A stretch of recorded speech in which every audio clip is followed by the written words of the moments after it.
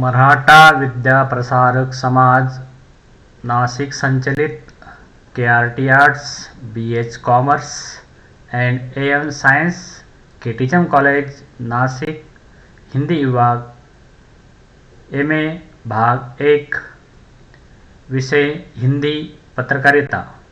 हिंदी पत्रकारिता इस विषय के अंतर्गत आज हमें समाचार लेखन के सिद्धांत समझ लेने हैं।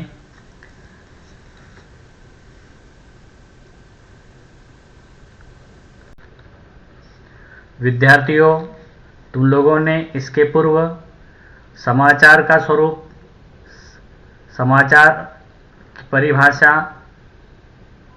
इसे लेकर सिर्फ समाचार संकलन के संदर्भ में जानकारी प्राप्त कर ली थी और उसमें समाचार का संकलन किस प्रकार किया जाता है इसे विस्तार से समझ लिया है। अब यहाँ समाचार लेखन कैसे किया जाता है, उसके कौन से सिद्धांत हैं, किन आधारों पर उसका निर्माण होता है, उसे हमें आज समझना है। समाचार लेखन को लेकर अनेक विद्वानों ने उसे परिभाषित करने का भी प्रयास किया है। समाचार लेखन को लेकर यहाँ सबसे पहले हमारे सामने जो आते हैं डॉक्टर संजीव भानावत। संजीव भानावत के अनुसार उन्होंने जो समाचार की परिभाषा दी है वो तुम लोगों के सामने है। समाचार लेखन एक विशिष्ट कला है।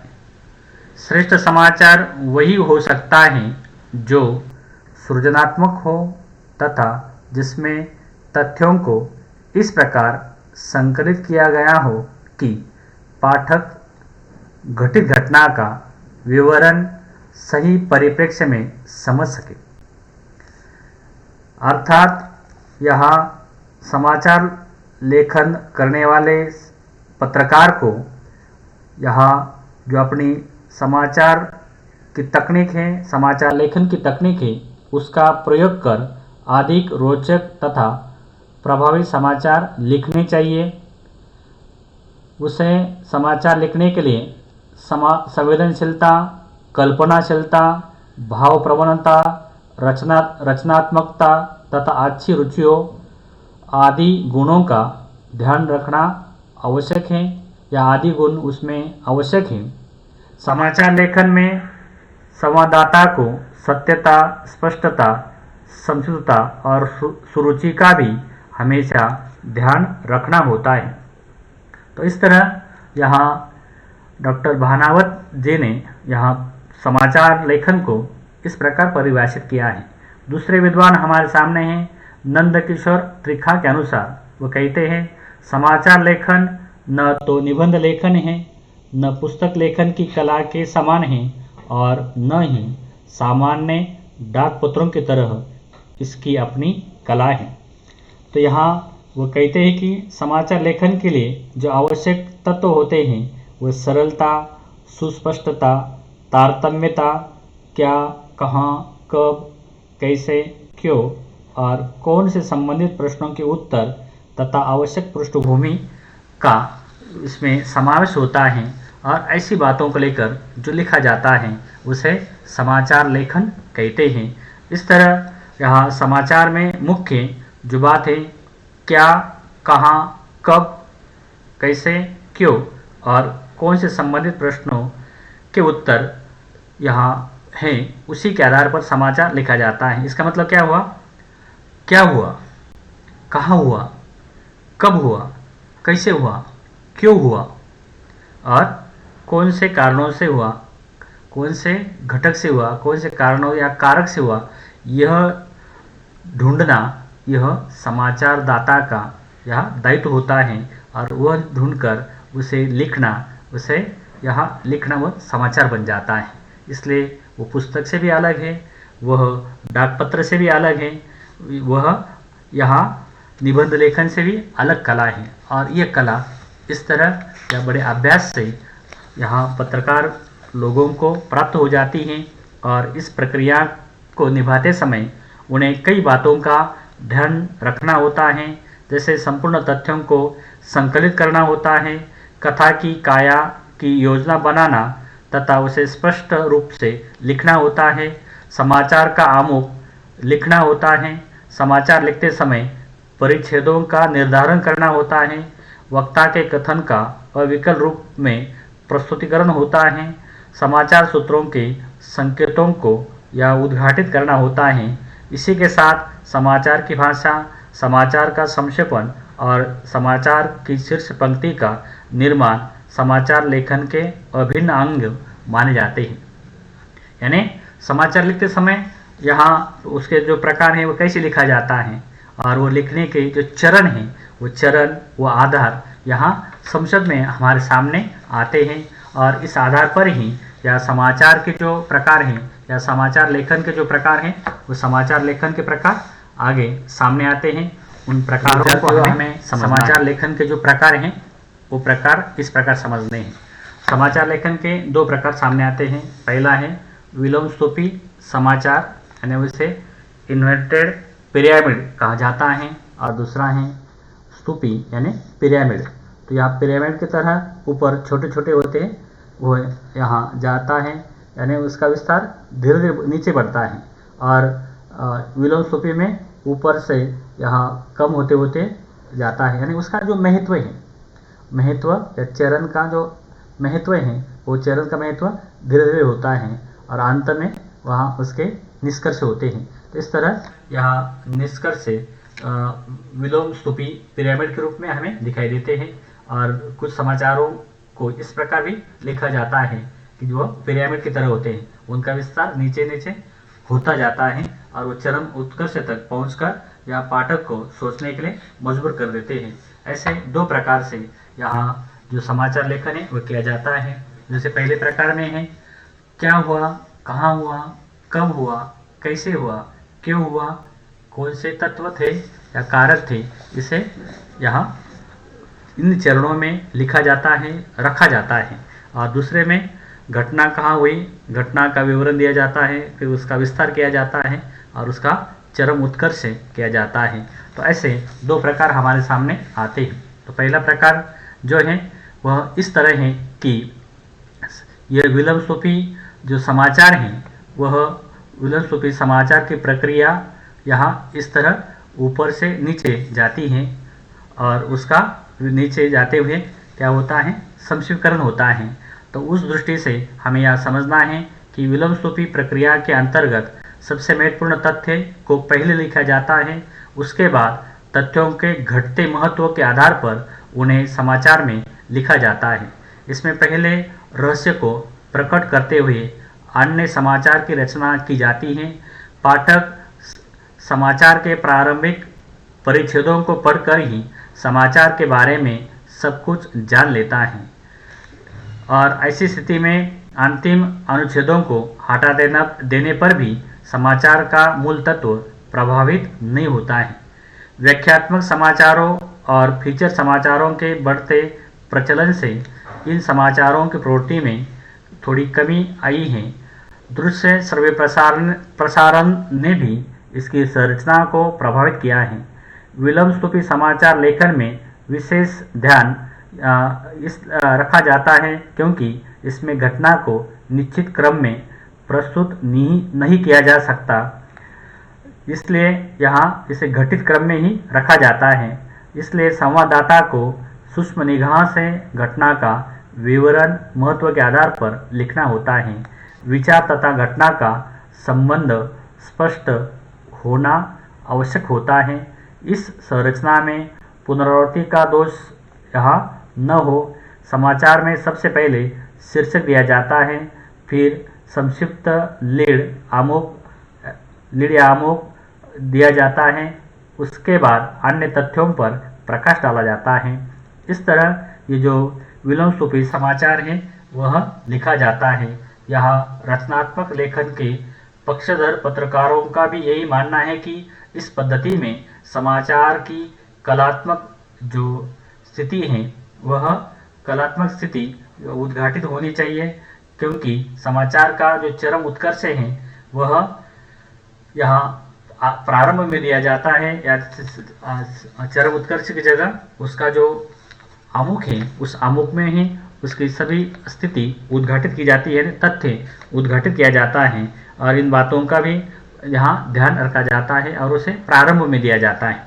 लेकिन इसके विपरीत हमें स्तूपी समाचार में दिखाई देता है। स्तूपी समाचार संकलन में कम महत्वपूर्ण से सर्वाधिक महत्वपूर्ण तथ्यों को संकेत किया जाता है। समाचारों का यह स्वरूप विशेष लोकप्रिय नहीं है।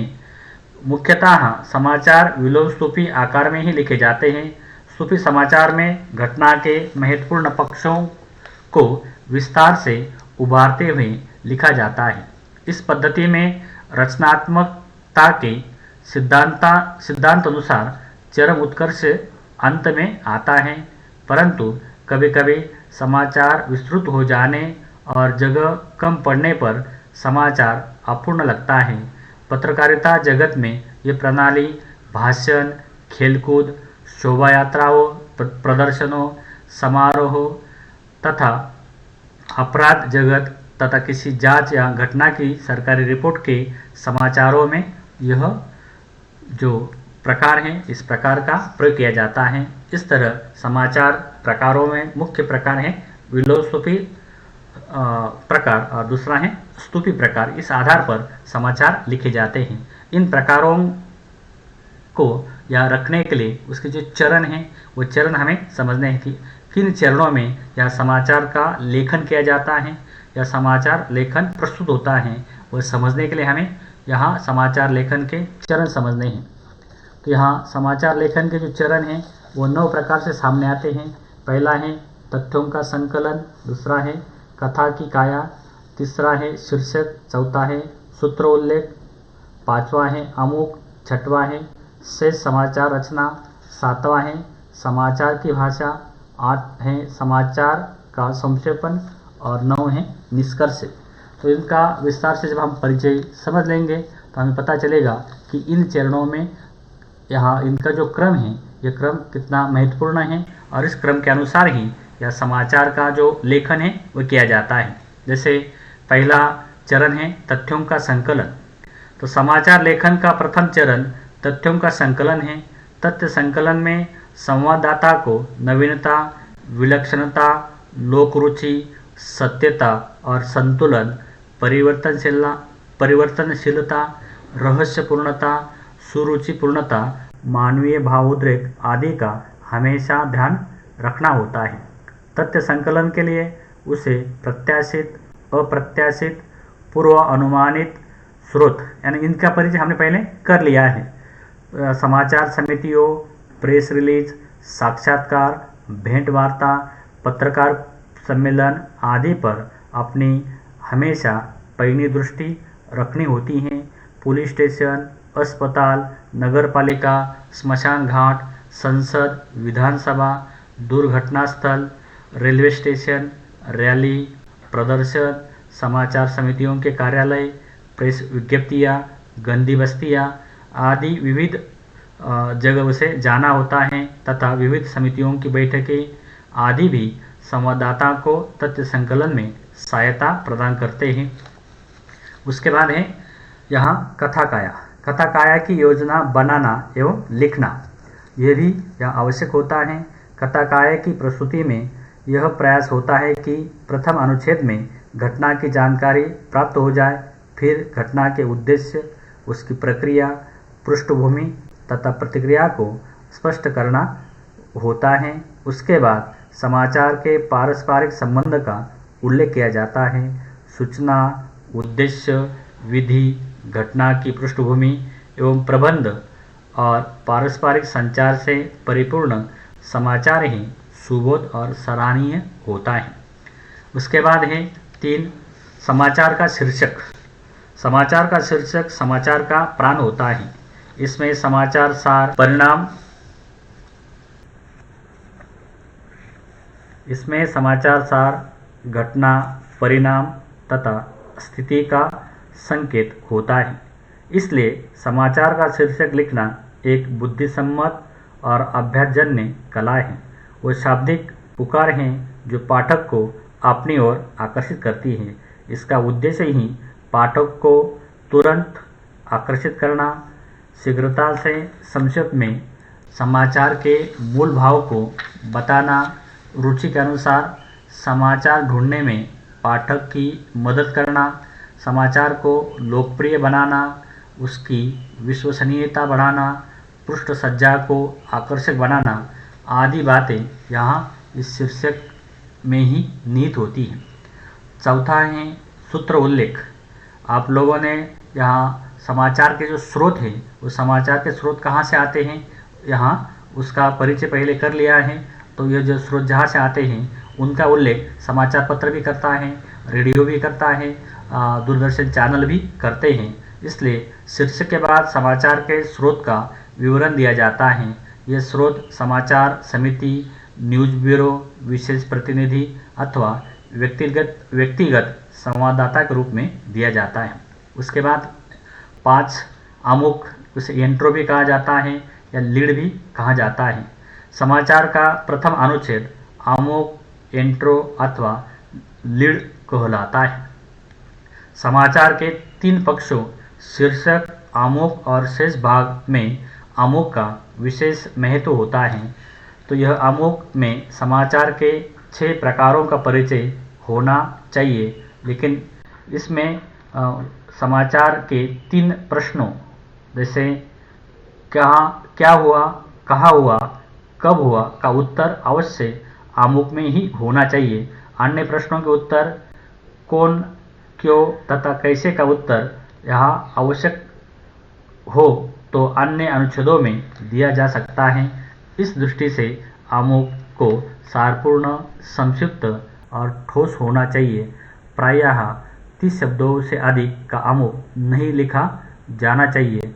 मुख्य तथ्य के आधार पर सीधे कथन से आमुख को प्रभावपूर्ण ढंग से लिखा होना चाहिए। इस तरह आमुख लिखते समय कई बातों का ध्यान रखा जाता है, जैसे लंबाई, अनावश्यक पहलू, ठोस इंट्रो, सूत्रों का उल्लेख, भारी भरकम इंट्रो, संकेत शब्द, प्रस्ताव और वक्तव्य, पृष्ठभूमि आदि का यहाँ उसमें ध्यान रखा जाता है। और इसमें मुख्यतः जो 2 भेद हैं वो भावात्मक आमुख और तथ्यात्मक आमुख।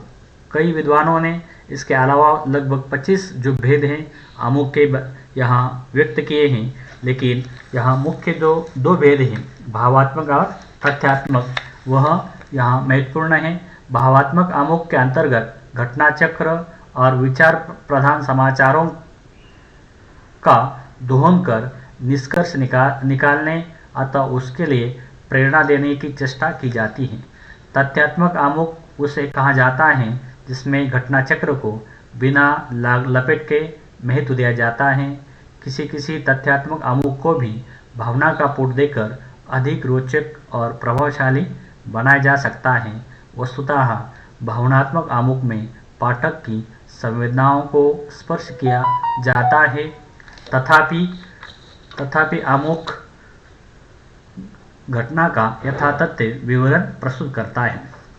इस तरह यहाँ आमुख का ध्यान रखा जाता है। उसके बाद 6वां है शेष समाचार रचना। आमुख के बाद शेष समाचार की रचना यहाँ की जाती है। इसमें मुख्यतः कथा का शरीर माना जाता है। इसमें क्रमबद्ध रूप से घटना तथ्यों को यहाँ रखा जाता है या उनका समायोजन किया जाता है। इसमें आमुख के नए विस्तार के रूप में यहाँ जो उतार चढ़ाव के साथ नए तथ्य उसमें रखे जाते हैं।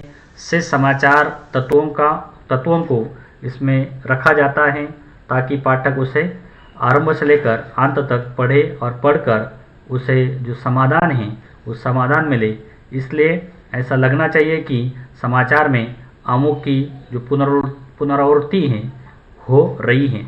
इस तरह यहाँ अन्य समाचार लिखते समय यहाँ यथासंभव यह बातें ध्यान रखनी होती हैं और यह जो समाचार का शेष भाग है वह छोटा होना चाहिए। उसके बाद है 7 समाचार की भाषा। समाचार लेखन में समाचार की भाषा का विशेष महत्व है। समाचार का महत्व तभी तक है जब वह सरल, सुबोध भाषा और शैली के साथ यहाँ पाठक तक ठीक प्रकार से संप्रेषित किया जा सके। समाचार लिखते समय छोटे छोटे वाक्यों तथा प्रचलित शब्द समूहों का ही मुख्यतः प्रयोग करना चाहिए। लंबे लंबे मिश्रित वाक्यों का प्रयोग कर पांडित्य प्रदर्शन की प्रवृत्ति से बचना चाहिए। अप्रचलित शब्दों के प्रयोग से भी बचना चाहिए। समाचार का अनुवाद भी इस प्रकार हो जिससे वह दुरूह प्रतीत न हो। इस तरह यह समाचार लिखते समय यह भाषा सामासिकता की अपेक्षा रखती है। कम से कम शब्दों में अधिक से अधिक जो अभिव्यक्ति है वो समाचार का प्राण होता है। शब्दों का निरर्थक प्रयोग समाचार का महत्व कम कर देता है।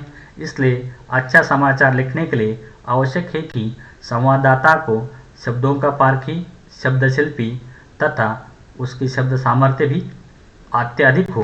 तो इस तरह यहाँ समाचार की भाषा में ये बातें महत्वपूर्ण हैं। उसके बाद समाचार का संक्षेपण। समाचार लेखन के बाद समाचार का संक्षेपण भी अनिवार्य प्रक्रिया है। इस दृष्टि से निम्न बातें यहाँ महत्वपूर्ण हैं। पहले हैं मूल विषय वस्तु को बार बार पढ़कर उसकी मुख्य बातें संग्रहित करना। दूसरी है अनावश्यक शब्दों को हटा देना। तीसरी है विशेषणों का अत्यल्प प्रयोग करना। चौथी है भाषणों के संक्षेपण में पुनरुक्ति पर विशेष ध्यान देना। छठवीं है कर्मवाच्य और नकारात्मक वाक्यों के प्रयोग से बचना। सातवीं है विचारों को क्रमबद्धता से रखना। 8 है संवाददाता के अभिमत हटा देना। और 9 है संक्षेपण का अभिलेख यथासंभव अन्य पुरुष में ही तैयार करना। तो इन 9 बातों के आधार पर ये जो संक्षेपण है वो संक्षेपण यहाँ बनना चाहिए। उसके बाद है 9 निष्कर्ष। समाचार के निष्कर्ष में अपेक्षा की जाती है कि समाचार लेखक या संपादक पूर्ण घटना चक्र के संबंध में अपनी टिप्पणी अथवा मत प्रस्तुत करें। ध्यान रखें कि यह सम्मति पूर्वाग्रहग्रस्त न होकर आगामी प्रभावों को परिलक्षित करती हुई अथवा संभावनाओं को दिखाती हुई। यहाँ पर यह ध्यान रखा जाए कि समाचार का प्रत्येक भाग अलग होते हुए भी समाचार का अंग प्रतीत होना चाहिए। जैसे पानी में लहरें होती हैं तो वह लहरें अलग अलग लगती हैं पर वह किसी प्रभाव में यानी किसी प्रभाव का हिस्सा वो होती हैं। उसी तरह समाचार और उसके हिस्सों को भी यहाँ रखना चाहिए, तभी वह समाचार यहाँ जो है वह समाचार लोगों को, पाठकों को आकर्षित कर सकता है। ऐसे समाचार लेखन के ये जो 9 चरण हैं, इन 9 चरणों के माध्यम से समाचार प्रस्तुत करना संवाददाता या संपादक का जो कार्य है वो कार्य बड़ा चुनौतीपूर्ण होता है और इसी से उनकी बुद्धि की, उनकी योग्यता की परीक्षा यहाँ लगती है। इस दृष्टि से समाचार लेखन में इन चरणों का ध्यान रखा जाता है। आप लोग इन चरणों को समझ गए। बहुत बहुत धन्यवाद।